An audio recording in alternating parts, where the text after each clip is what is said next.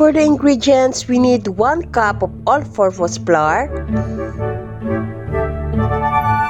half cup of cocoa powder, 1/4 cup of vegetable oil, 1 cup of white sugar, half teaspoon of salt,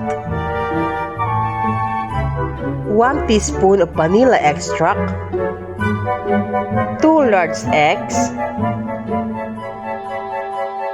1 teaspoon of baking powder, half cup of icing sugar for dusting. For the procedure, just cream the egg with the sugar.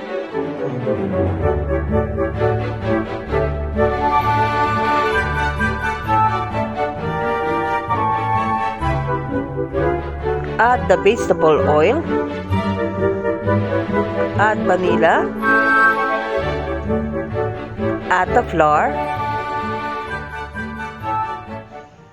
Add the cocoa powder. And add the baking powder. And of course, add the salt. Just mix all together until incorporated.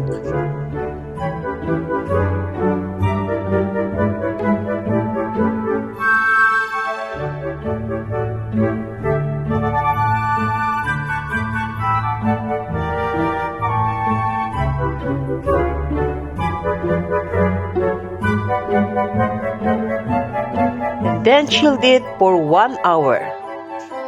After 1 hour, we can shape now the cookie dough. I will make like a balls. And then I will thread the icing sugar. I'm not weighing by the use of weighing scale because I already estimated, how big it is. So if you don't know how to make it same size, you have to use the weighing scale.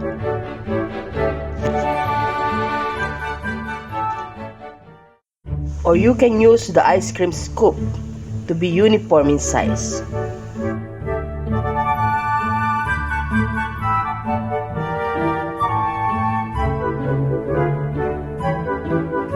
Now it's done. It's ready to bake. Bake at 180 degrees for 12 minutes. Now it's done. See?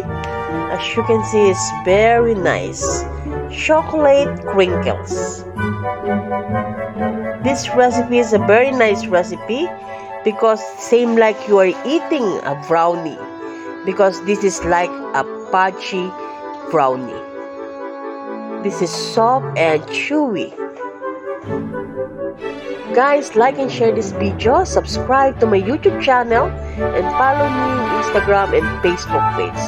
And of course, don't forget to click the bell so that you will notify whenever I uploaded a new baking, cooking, and makeup tutorial video.